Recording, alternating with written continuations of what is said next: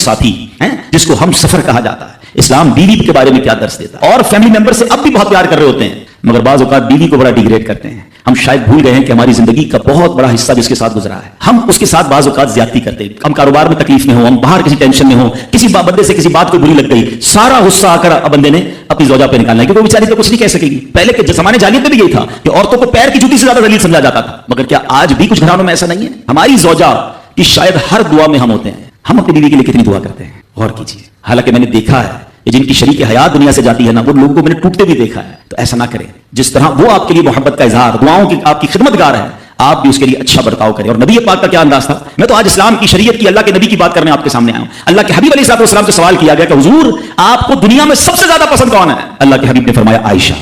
नबी पाक ने अपनी ज़ौजा का नाम लिया। फिर नबी पाक घर अपने अज़वाज के साथ क्या अंदाज होता था? घर का सौदा सलफ लेके जाते, खाने पीने में हाथ बटाते, मोहब्बत और प्यार का इज़हार फरमाते। सॉफ्ट माहौल था घर के अंदर। हमारे घर में ऐसा माहौल है? इस्लाम से पहले माल के लिए जानवरों और दूसरे साजो सामान के साथ साथ बीवी को भी रहन रखवा दिया जाता था। जैसे पैसे कोई रहन रखवाता था ना, बीवी भी एक माल की तरह थी, लोग गिरवी रखवा देते थे अपनी बीवी को। ये इस्लाम से पहले औरतों का हाल था, बीवियों का हाल था। अल्लाह अकबर। इस्लाम ने निकाह के जरिए औरत को मर्द के आधे ईमान का मुहाफिज करार दे दिया। कुरान कहता है वआशिरुहुन्ना बिल मारूफ, इनसे अच्छा बर्ताव करो। इस्लाम ने बीवियों के साथ अच्छा बर्ताव करने वाले को सबसे बेहतरीन करार। वाकई अक्लमंद खवातीन इस बयान को सुनेगी तो वो जो मिसकंसेप्शन पैदा किया जाता है कि जनाब इस्लाम में औरतों को आजादी नहीं है, जनाब इस्लाम में औरतों के लिए घुटन है, अल्लाह अकबर। जरा पहले इस्लाम से पहले के हालात पढ़ो और उसके बाद इस्लाम के आने के बाद औरतों को क्या शानदार मकाम मेरा दीन देता है। अल्लाह के नबी ने द बेस्ट लोगों की जब मिसाल बयान की, बेहतरीन लोगों की मिसाल बयान की, तो नबी पाक फरमाते हैं, तिर्मिज़ी की हदीस है, सबसे बेहतर वो है जो अपने अहल के लिए बेहतर हो, यानी अपनी फैमिली के लिए बेहतर हो। और आका फरमाते सुनो मैं तुम सबसे ज्यादा अपने अहल के लिए बेहतर हूं। नबी पाक सबसे ज्यादा अपनी फैमिली के लिए बेहतर। नबी पाक अलैहिस्सलाम से एक शख्स ने पूछा हुजूर शौहर पर बीवी का क्या हक है? तो आपने फरमाया जब वो खाए यानी शौहर खाए तो बीवी को खिलाए, जब लिबास पहने उसे भी पहनाए, उसके चेहरे पर ना मारे, उसे बदसूरत ना कहे, और अगर समझाने के लिए उससे अलहदगी करनी पड़े तो घर में ही अलहदगी करे। अल्लाह अकबर। एक बार हजरत उमर फारूक रज़ी अल्लाह तआला की बारगाह में इसलिए बड़ा दिलचस्प वाक़या है। सैयदना उमर फारूक का कितना बड़ा नाम है, आपके जलाल की, आपकी अदालत की मिसालें दी जाती, बड़े बड़े लोग आपके सामने थर थर कांपते थे। आपका घर में अंदाज क्या था?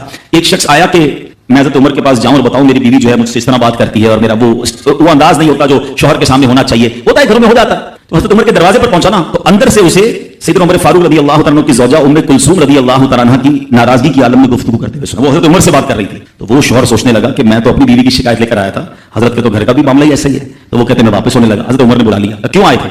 तो कहा कि मैं तो हज़रत अपनी बीवी की शिकायत करने आया था, मगर मैं आपके दरवाजे पर आया, आपका भी मामला ही ऐसा ही है, तो मैं समझ गया हम दोनों एक ही मामले में ही हैं। अब हज़रत उमर ने जो उनकी तरबियत फरमाई ना, आपने फरमाया मेरी बीवी के मुझ पर चंद राइट्स हैं, चंद हुकूक हैं, मुझे इससे चंद फायदे हासिल होते हैं जिसकी बिना पर मैं इससे दरगुजर करता हूं। पहला ये कि ये मेरे लिए जहन्नम की आड़ है, मेरा दिल इसकी वजह से हराम कामों से बचा रहता है। नंबर दो, जब मैं घर से निकल जाता हूं ये मेरी खजांची बन जाती है, यानी मेरे माल की निगहबान बन जाती है, मेरी गोबन बन जाती है, मेरे कपड़े धोती है, मेरे बच्चे की परवरिश करती है, मेरे लिए रोटियां और खाने पकाती है। तो वो शख्स कहता है ये सारे फायदे तो मुझे भी अपनी बीवी से हासिल हैं, तो मैं तो कभी दरगुजर से काम नहीं लेता। वो मुझे कहती मैं उसे लड़ना शुरू कर देता हूं। कहता आज आपकी बात से नसीहत मिल गई, अब मैं अपनी बीवी की छोटी मोटी बातों को मैं भी दरगुजर कर दूं। कितनी प्यारी बात बताई। हम वो सारी बातें भूल जाते हैं, एक गलती पर पकड़ लेते हैं, एक गलती पर डांटते हैं, हर गलती पर जनाब ऐसा नहीं होता, हर गलती की सजाए मौत नहीं होती है। हम गलतियां नहीं करते।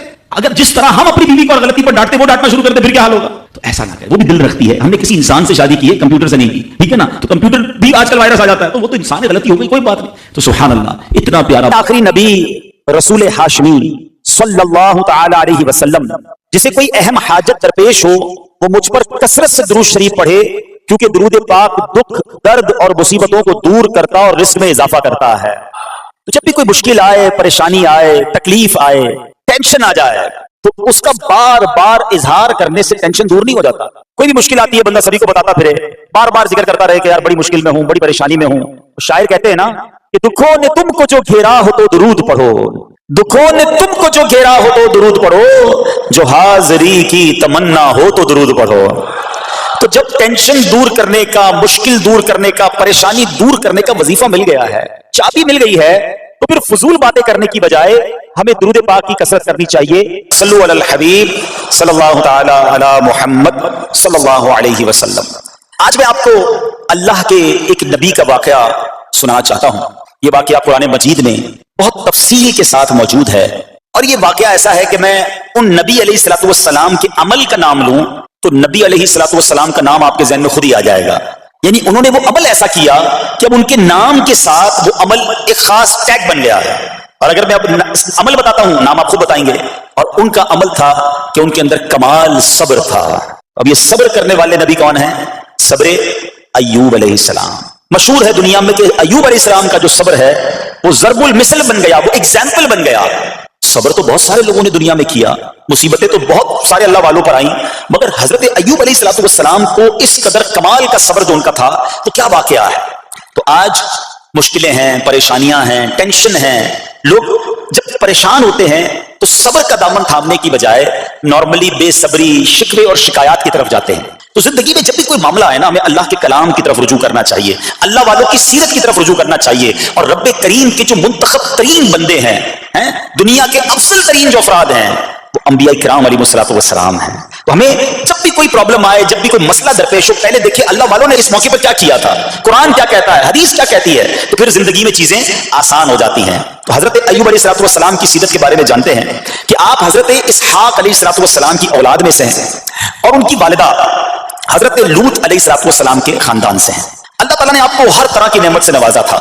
आप हुस्न सूरत वाले भी थे, यानी आप अल्लाह पाक ने बहुत खूबसूरत भी बनाया था, और अल्लाह करीम ने माल भी बहुत दिया, औलाद में भी कसरत दी, वेल ऑफ लाइफ थी, खूबसूरती भी है, माल भी है, औलाद भी है। अच्छा, फिर जाहिर माल था तो घर भी थे, जानवर भी थे। उस जमाने में जो वेल्थ होती थी, जो पैसा होता था, वो जानवरों की सूरत में होता था। आजकल लोग गाड़ियां रखते हैं, सोना जेवरात रखते हैं, उस जमाने में जानवर होते थे। बल्कि अब भी अगर पाकिस्तान के भी आप इंटीरियर के एरिया में चले जाएं, गांव गोठ में जाएं, तो लोग अपना मालो दौलत से जानवर ही खरीद रहे होते हैं। उनके नजदीक यही उनका जो है वो जो भी उनका कारोबार होता है और माल होता है। अब आप पर इम्तिहान आया, आजमाइश आई, और वो आजमाइश कैसे आई कि पहले आपका मकान गिरा और खानदान के जितने अफराद थे और आपके बेटे थे, जितने भी आपके बेटे थे ना, वो सब उस मकान के तले दबकर इंतकाल कर गए। अल्लाह अकबर। आपको आकर खबर दी जाती गई कि हुजूर आपका मकान गिर गया है, आपके बच्चे दब गए और दबकर उनका इंतकाल हो गया है। आप फरमाते थे मेरा क्या है, जिसका था उसने ले लिया, जब तक उसने मुझे दे रखा था वो मेरे पास था, जब उसने चाहा उसने वापस ले लिया, उसी ने दिया था ना। थोड़ी देर बाद खबर आई कि आपके जितने जानवर थे, हजार ऊंट थे, बकरियां थी, रेवड़ के रेवड़ थे, सारे जानवर जो हैं वो मर गए। किसी ने आकर कहा कि अब आपकी जितनी दौलत थी, जितने जानवर थे, वो भी मर गए। सुभान अल्लाह। आप अल्लाह का शुक्र बजा लाते, कहते या अल्लाह, जो रब का था उसने वापस ले लिया, उसी का था, जितनी देर चाहा मेरे पास रहा, वापस ले लिया उसने। मैं अपने रब की रिजा पर राजी, मैं इस इम्तिहान पर राजी हूं। अल्लाह अकबर। अब क्या हुआ कि आपकी तमाम खेतियां और जो बागात थे, बहुत बड़ी जमीनें थी, बड़े बड़े खेत थे, वो भी सारे के सारे बर्बाद हो गए। किसी ने पाकर बताया कि हुजूर अब तो खेत भी गए, अब बागात भी गए। आपने फरमाया कि जिसका था उसने ले लिया, मैं उसकी रजा पर राजी हूं, जब तक मेरे पास था वो मेरे पास था, रब ने वापस लेना चाहा तो उसने ले लिया। अब he was empty handed, यानी अब कुछ भी नहीं था, न बच्चे हैं, न माल है, न जानवर है, न मकान है। मगर हजरत अय्यूब अलैहिस्सलातु वस्सलाम की जबान पर फिर भी शुक्र है, अब भी शुक्र है, शिकवा नहीं है कि अल्लाह मैं तेरी रजा पर राजी हूं। लेकिन अभी इम्तिहान खत्म न हुआ था, और इस इम्तिहान के पीछे बाज़ मुफस्सिरीन ने एक और कौल भी नकल किया कि शैतान ने हजरत अय्यूब अलैहिस्सलाम को देखकर अल्लाह की बारगाह में कहा कि मौला, ये तेरा बंदा इसलिए तेरा शुक्रगुजार है कि तूने इसे बड़ा नवाजा है, बड़ा माल दिया है, औलाद दी है, घर दिया है। अब रब्बे करीम ने हजरत अय्यूब पर इम्तिहान भेजा ताकि पता चले कि मेरे नेक बंदे इम्तिहान के बाद भी सब्र करते हैं। लेकिन अब सब चला गया था, तो शैतान ने कहा कि अभी जान तो बाकी है ना, सेहत तो बाकी है। अल्लाह अकबर। मजीद आजमाइश आई, और यह हुआ कि आपको बीमार कर दिया गया। मुबारक जिस्म पर बड़े बड़े आबले पड़ गए, फोड़े जिसको कहते वो पड़ गए। उस हाल में आपके सारे दोस्त भी आपको छोड़ के चले गए। आजकल वैसे भी हाल ऐसा ही है जनाब, जब तक पैसा है, शोहरत है, आपके पास कोई माल है, तो आसपास बहुत सारे लोग होते हैं, मगर जब ये सब चीजें चली जाए ना, तो बाज औकात ऐसी कंडीशन में अपने और पराइयों की जांच भी हो जाती है कि अब कौन खड़ा है। दोस्ती माल के लिए थी, दोस्ती शोहरत के लिए थी, दोस्ती मनसब के लिए थी, या किसी की जात से वाकई खालिस दोस्ती थी।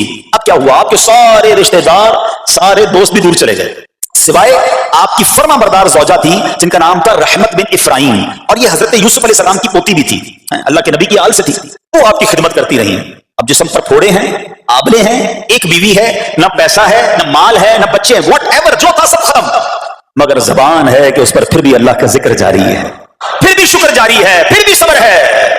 बात करना आसान है जनाब, मुश्किल आए और सब्र करे बंदा, असल इम्तिहान यह है। ज़बां पर शिकवाए रंजो अलम लाया नहीं करते, زباں پر شکوائے رنج و علم لایا نہیں کرتے، نبی کے نام لیوا غم سے گھبرایا نہیں کرتے۔ ہم میں سے کسی پر ایسی آزمائش نہیں آئی نا، چھوٹی موٹی آزمائشیں تو آتی رہیں گی۔ ایک بات یاد رکھنا، یہ زندگی کی جو گاڑی ہے نا، یہ مسائل کے پہیوں پر ہی چلتی ہے۔ ہمیں بعض اوقات کسی کی گاڑی، کسی کا مکان، کسی کا خوبصورت چہرہ، کسی کی مسکراہٹ دیکھ کر لگتا ہے یار یہ تو دنیا کا سب سے سخی آدمی ہے۔ ایسا نہیں، تو یہ نہ سمجھے کہ سارا جہاں جناب سخی ہے اور میں اکیلا دکھی ہوں، ایسا نہیں ہوتا۔ بلکہ ہر اس جہاں میں تقریباً ہر بندہ ایسا ہوتا ہے جس کے ساتھ کوئی نہ کوئی دکھ لگا ہوا ہوتا ہے، کوئی نہ کوئی پریشانی ہے۔ کسی کو مال کی پریشانی، کسی کو روزگار کی پریشانی، کسی کو بیماری لگی ہے، کسی کو اور ٹینشن ہے۔ تو یہ کبھی بھی نہ سوچے کہ میں زندگی گزاروں گا اور کوئی ٹینشن نہیں آئے گی۔ تیار رہو امتحان کے لیے، امتحان ضرور آنا ہے۔ اب کمال یہ ہے کہ اس امتحان میں پاس کون ہوتا ہے۔ حضرت ابراہیم